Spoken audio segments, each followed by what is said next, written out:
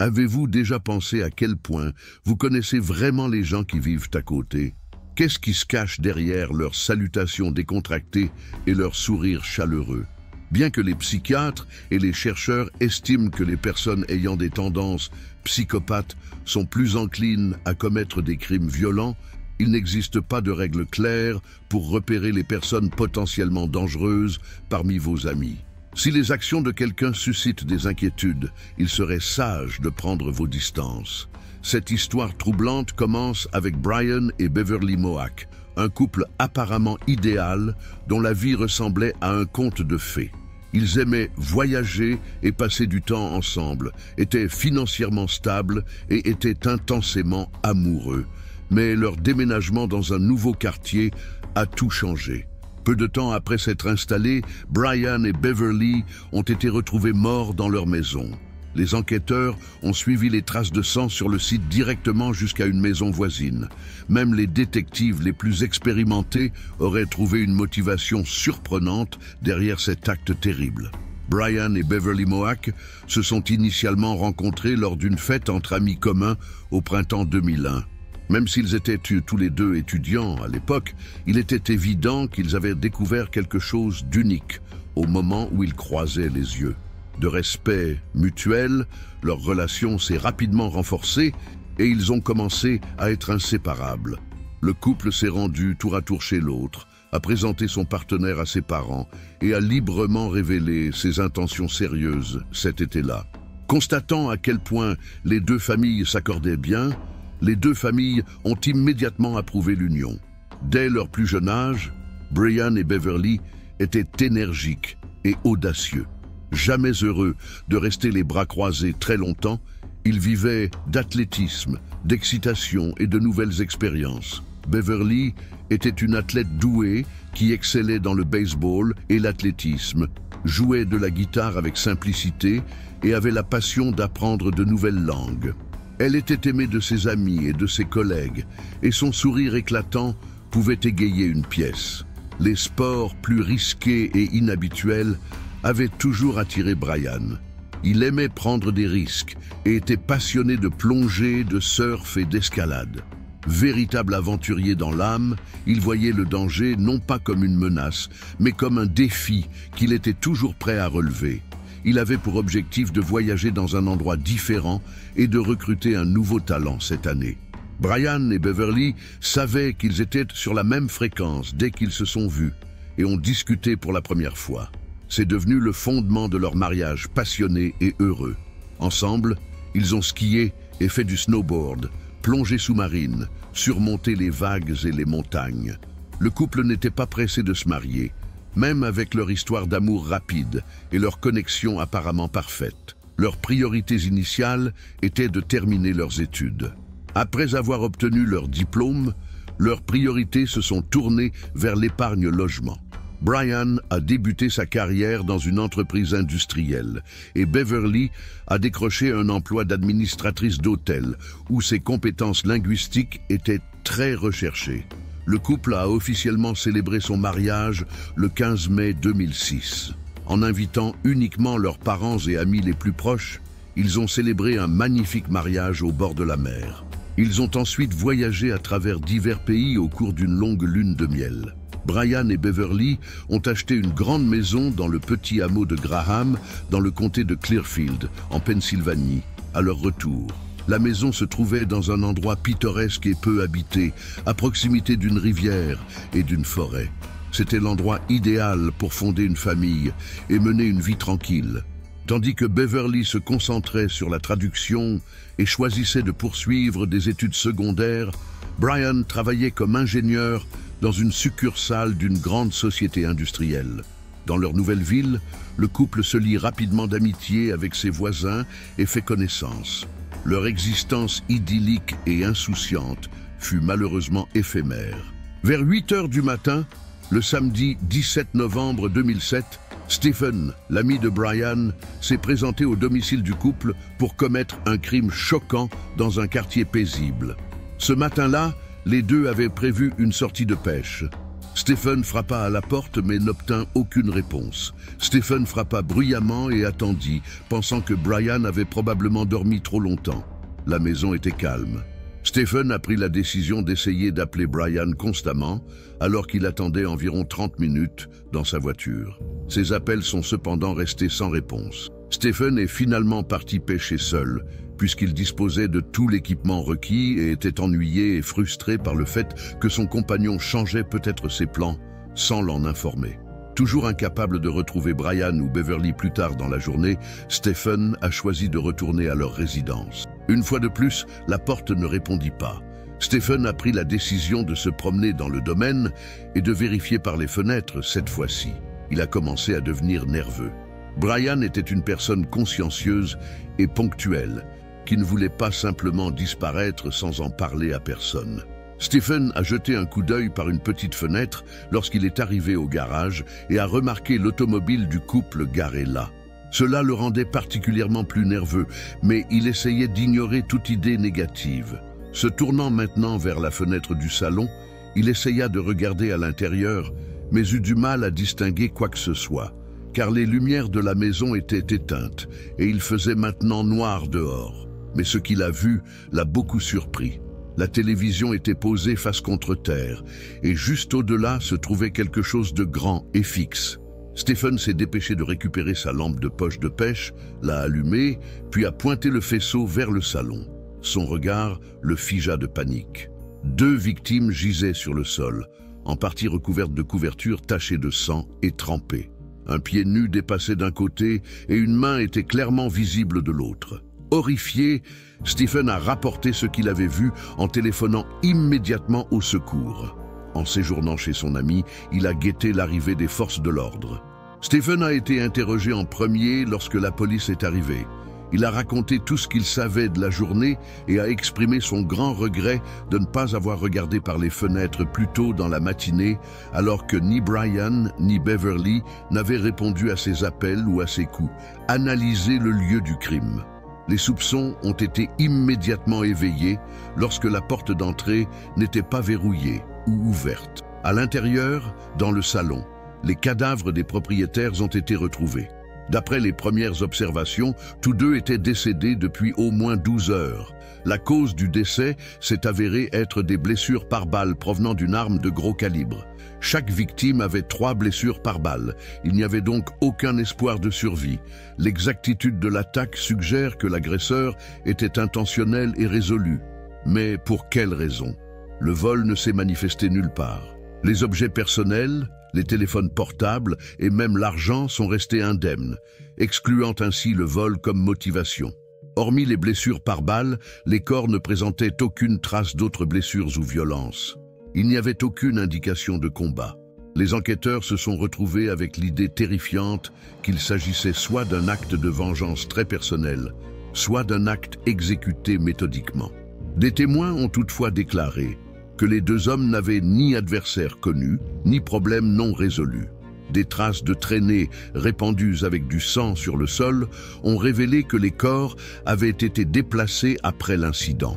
L'agresseur avait mal essayé de nettoyer, laissant des éclaboussures de sang sur les meubles et les murs, pour marquer l'endroit où se trouvaient les victimes lors de l'attaque. Sur place, 6 douilles de balles usagées ont été découvertes. Bizarrement, l'intrus n'avait pas pris la peine de les rassembler. Une analyse médico-légale ultérieure a confirmé que les balles provenaient d'une arme de poing de calibre .22. Les enquêteurs ont conclu que la même arme à feu avait été utilisée pour tirer sur les 2 victimes, probablement par un seul délinquant. La serrure cassée suggérait que le couple avait volontairement laissé entrer le visiteur. Les détectives ont pensé que Brian aurait pu répondre à un coup à la porte, identifier l'invité et le laisser entrer. Peut-être qu'il a laissé le gars entrer dans la maison et s'est tourné vers le salon. Mais dès qu'il l'a fait, l'agresseur a sorti une arme à feu et a tiré 3 balles à bout portant dans le dos de Brian. Une balle est sortie de son torse et a atterri sur l'écran de télévision, le renversant au sol. Beverly est probablement sortie de la chambre attirée par le bruit. Elle a tenté de s'enfuir lorsqu'elle a vu son conjoint étendu dans une mare de sang et l'agresseur qui se tenait à proximité. Elle est décédée dans le couloir après n'être malheureusement pas allée bien loin avant que 3 balles ne la touchent dans le dos. Plus tard, son corps a été transporté dans le salon et placé à côté de celui de Brian. Le fait que les 2 victimes étaient encore en pyjama indique que l'incident s'est produit tôt le matin, alors qu'elles dormaient. La raison pour laquelle l'agresseur avait recouvert les victimes d'une couverture restait un mystère, le nettoyage partiel. Les traces de traînées sur le sol semblaient éparpillées, comme si quelqu'un avait essayé de les ranger, mais cela rendait la scène encore plus chaotique. Une grosse tache de sang à proximité des victimes semblait avoir été dérangée, comme si quelqu'un avait tenté de l'effacer. Les enquêteurs ont découvert derrière le canapé un balai en plastique doté d'un long manche, dont les poils étaient recouverts de sang séché. Mais le manche à balai avait été laissé sur place pour une bonne raison. Le contrevenant l'avait soigneusement nettoyé pour éliminer les traces de doigts. La raison pour laquelle le balai avait été utilisé est vite devenue évidente. L'agresseur avait minutieusement frotté, essayant d'effacer les traces de chaussures sanglantes sur le sol. De même, des empreintes digitales et palmaires tachées ont été découvertes sur les meubles, les murs et les poignées de porte, rendant ainsi l'identification difficile. Des enquêteurs légistes expérimentés ont reconnu que plus un criminel s'attardait sur les lieux, plus il était probable que quelque chose d'accablant soit laissé derrière lui, même s'il essayait de nettoyer et de cacher ses traces. Leurs intuitions étaient justes. Il y avait une allusion cruciale sur la couverture recouvrant les corps des victimes. Une empreinte de demi-botte. L'empreinte n'était pas tachée de sang, donc, au départ, elle n'était pas claire. Au lieu de cela, il était imprimé à l'endroit où le motif de la bande de roulement apparaissait sur le tissu sous une légère couche de sang. Après l'arrivée de la couverture dans un laboratoire, les experts légistes ont découvert que la bande de roulement correspondait à une marque rare de bottes de travail robustes dotées d'un motif de semelle unique. Des recherches supplémentaires ont révélé qu'une entreprise de construction du comté de Clearfield avait récemment acheté de nombreuses paires de ces mêmes chaussures. Fort de cette piste, les détectives ont commencé par interroger le personnel de l'entreprise et ont réduit leur liste de suspects possibles. Outre l'empreinte de chaussures, les enquêteurs ont découvert une empreinte de paume sur l'une des surfaces de la maison. Cela ressemblait à une avancée décisive et les jours semblaient prometteurs pour que l'affaire soit résolue. Mais lorsque l'impression a été parcourue dans les bases de données des forces de l'ordre, aucune correspondance n'a été trouvée. Cela indiquait que les forces de l'ordre n'avaient jamais pris les empreintes digitales du délinquant et qu'il n'avait aucun antécédent. Stephen, l'ami qui avait retrouvé les victimes et signalé le meurtre à la police, était naturellement le premier suspect. 2 visites sur les lieux du crime ce jour-là ont soulevé des questions. Stephen a cependant précisé qu'il n'avait appelé la police que plus tard, car plus tôt dans la matinée, il avait imaginé que Brian et Beverly dormaient simplement. Stephen a été étonné et offensé d'apprendre qu'il était un suspect. Il a déclaré qu'il n'avait aucun alibi puisqu'il avait passé presque toute la journée à pêcher au bord de la rivière, un endroit où personne d'autre ne l'avait vu. Pourtant, les chercheurs ont vérifié sa chronologie à l'aide d'images de caméras de circulation. Les enregistrements ont permis de vérifier qu'il avait passé la journée comme il l'avait prétendu à se rendre au lieu de pêche et à en revenir. Une autre solution pour Stephen était l'analyse des empreintes digitales. Les tests visant à détecter les résidus de balles sur sa peau et ses vêtements se sont révélés négatifs. Ces empreintes ne correspondent à aucune des empreintes retrouvées sur les lieux. Stephen n'avait également aucun lien avec l'entreprise de construction qui avait acheté les bottes, et sa pointure ne correspondait pas à la taille de l'empreinte de sa botte. Toutes les charges retenues contre lui ont été abandonnées puisqu'il n'existait aucune preuve le liant au crime. Les détectives ont interrogé les voisins avec beaucoup d'efforts pour localiser des témoins, un observateur inattendu. Ils ont finalement pris une bonne avance en frappant à la porte de Daniel et Jennifer Tabarez, qui habitaient en face des Moaks. Daniel a déclaré qu'il était heureux de répondre à leurs demandes, même si sa femme Jennifer était au travail lorsqu'il a ouvert la porte. Il a admis que vers 5h30, il avait entendu des bruits étranges venant de la maison des Moaks le jour de l'incident. des bruits forts qu'il a désormais identifiés comme des coups de feu. Curieux mais méfiant, Daniel avait regardé par la fenêtre et avait aperçu une camionnette blanche garée à côté de la maison des Mock. Il savait que la voiture n'appartenait à aucun des deux couples. Deux hommes ont quitté la maison des Mock quelques minutes seulement après que les bruits forts ont été signalés. La faible luminosité peu avant l'aube a empêché le témoin, Daniel Tabarez, d'avoir une bonne vue d'eux. Il a néanmoins donné un récit détaillé du chauffeur de la camionnette blanche qui était garé à côté de la maison. Daniel affirme que le conducteur était un homme blanc d'une quarantaine d'années, de forte corpulence, avec une moustache et de longs cheveux noirs tirés en queue de cheval. Bien qu'il ne puisse pas voir le dessin, il a également remarqué un tatouage sur la main gauche de l'homme. Bien que ces informations semblent encourageantes, aucun de mes voisins n'a mentionné avoir été témoin d'une telle chose. Les amis, parents et collègues de Brian et Beverly n'ont trouvé personne dans leur groupe qui correspondait à cette description ou qui conduisait un camion comme celui-là. De plus, la voiture n'est apparue sur aucune caméra de circulation à proximité, ce qui suggère que les délinquants auraient pu éviter d'être découverts en empruntant une route secondaire traversant la forêt. Bien que la camionnette blanche ait été incluse dans un avertissement à l'échelle du comté, aucune piste n'a fait surface. Soudain, un nouveau suspect apparaît. La mère de Beverly s'est souvenue lors d'une réunion avec des détectives que sa fille avait mentionné quelques mois avant l'incident Jeremy Flint, un voisin. Jeremy, 22 ans, était sous observation par la police pour usage de stupéfiants illégaux. Sa maison était connue pour les visites régulières de personnes douteuses et d'autres voisins avaient parlé négativement de lui. Cela a amené les détectives à le considérer comme un suspect possible dans ce double crime odieux.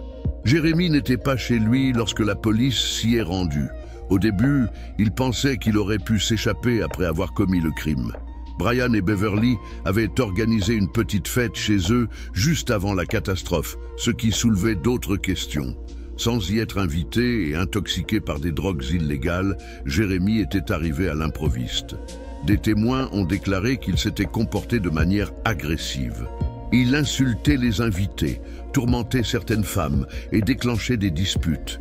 Il a finalement été chassé, mais pas avant d'avoir promis que les deux hommes se repentiraient de leurs actes. Brian et Beverly ont découvert un certain nombre d'objets disparus de leur maison le lendemain, notamment un téléphone portable et un revolver avec des munitions conservées dans un tiroir du garde-manger. Sachant que Jeremy était responsable, le couple a choisi de lui faire face. L'avertissant qu'il rendrait une visite à la police si leurs affaires ne leur étaient pas restituées, ils se rendirent à sa résidence et insistèrent gentiment mais fortement pour que leurs biens soient retracés. Ciblant une personne ayant des liens avec des activités criminelles, cette menace impétueuse aurait pu être une erreur fatale. Jeremy a refusé de restituer les affaires et a nié avoir volé quoi que ce soit. Mais le lendemain, les objets manquants du couple semblaient être revenus comme par magie de leur jardin. Brian et Beverly pensaient que Jeremy les avait déposés là-bas tard dans la nuit. Beverly est restée agitée même si l'incident semblait être passé. Ayant de plus en plus peur d'être seule, elle a commencé à pousser son mari à envisager de déménager dans la zone de l'alibi de Jeremy. Lorsque Jeremy est finalement revenu en ville, les forces de l'ordre l'ont immédiatement arrêté pour l'interroger. Mais il est vite devenu évident qu'il était absent de la ville depuis environ une semaine et qu'il était revenu le lendemain du crime. Parti chez ses parents dans un autre état, il est resté avec eux 6 jours. De nombreux témoins ont confirmé son alibi.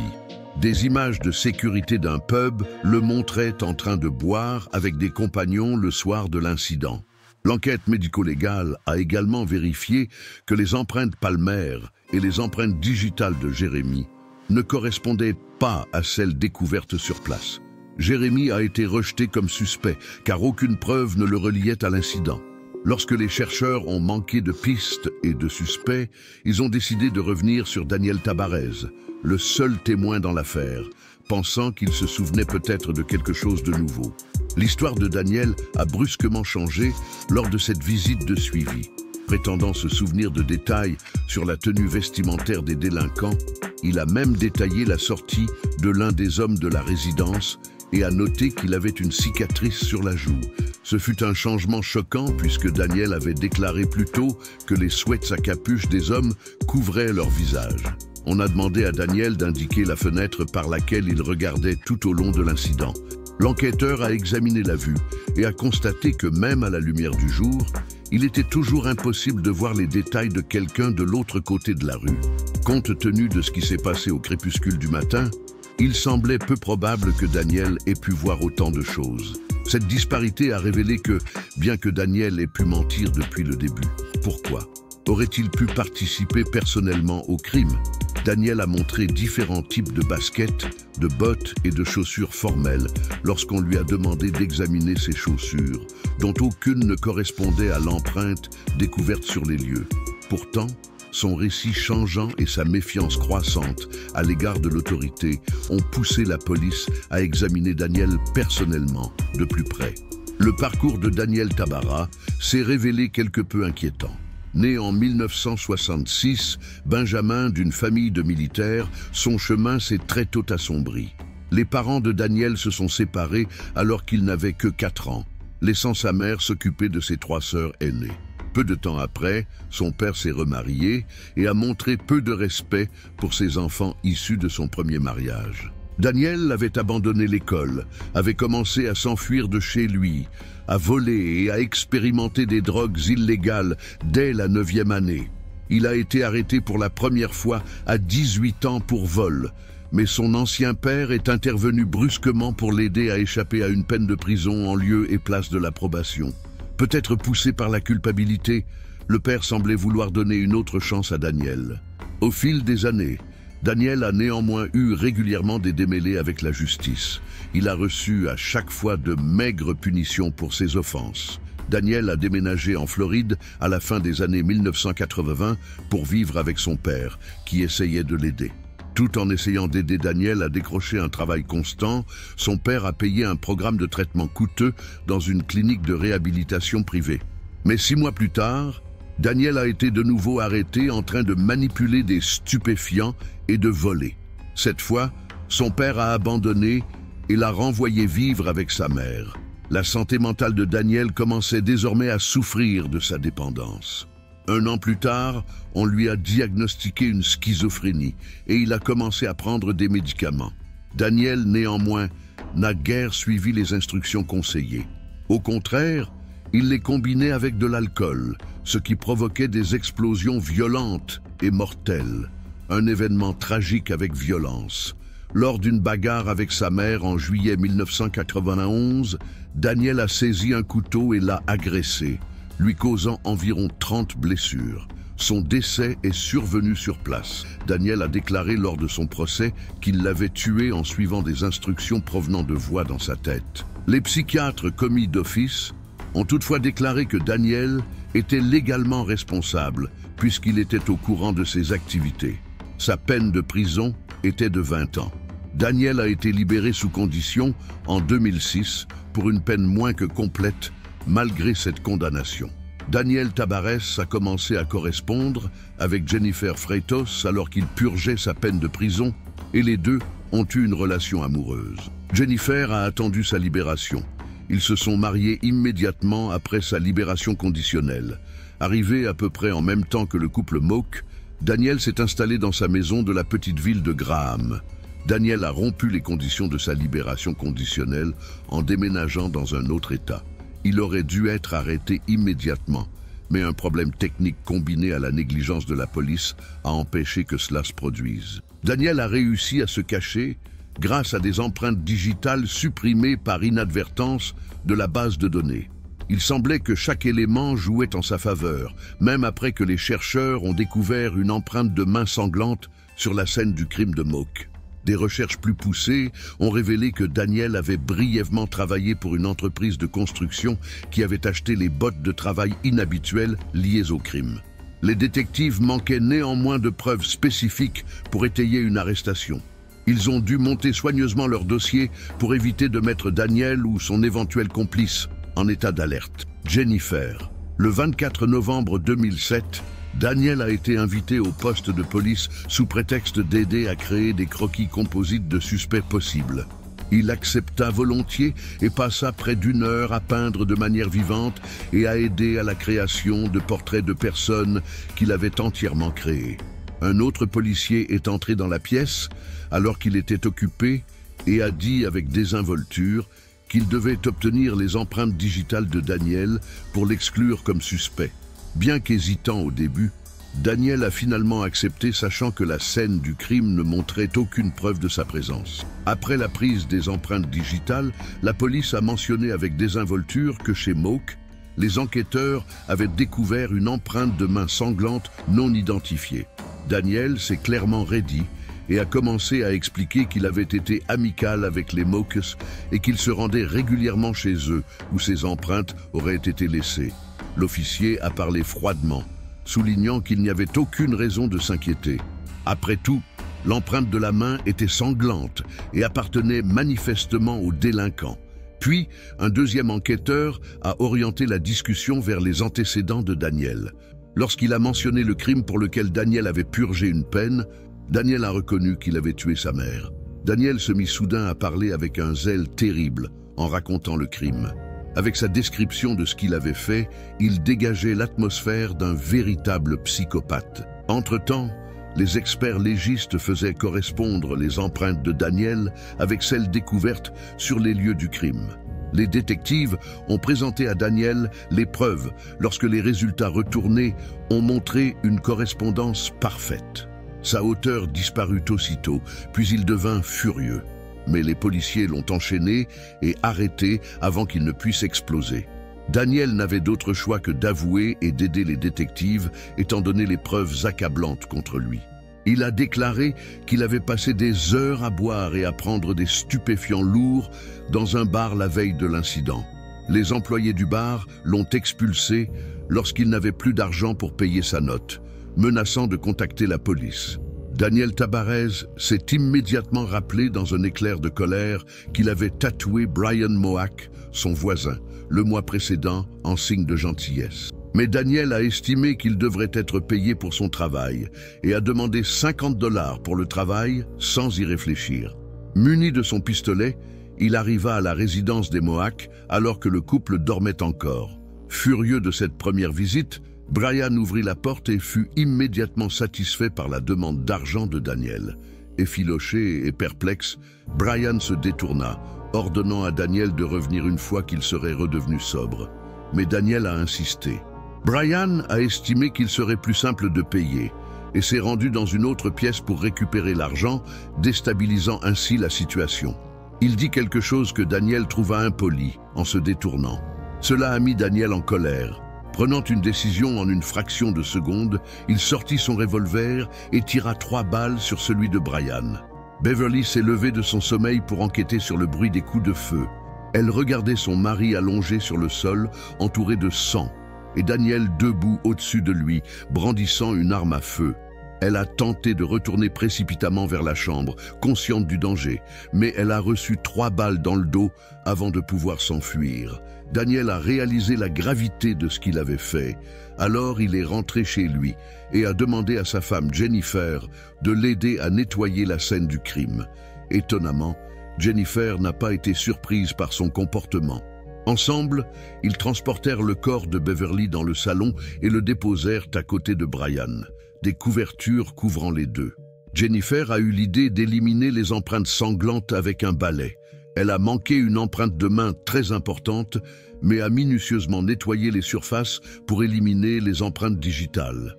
Daniel a jeté l'arme du crime dans une rivière voisine une fois la maison nettoyée.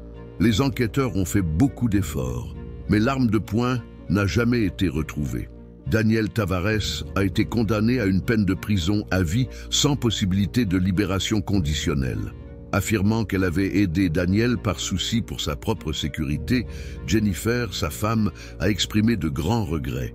Sa peine pour manipulation de preuves était d'1 an de prison. Les nouveaux propriétaires qui rénovaient la maison où Daniel résidait autrefois avec sa mère ont découvert quelque chose d'horrible en 2015. Ils ont découvert des ossements humains en creusant dans le jardin.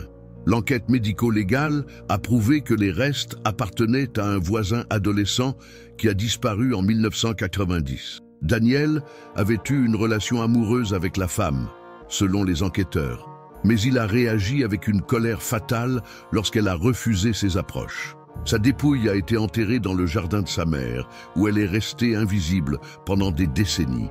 Le crime de Daniel lui a valu une seconde peine à perpétuité.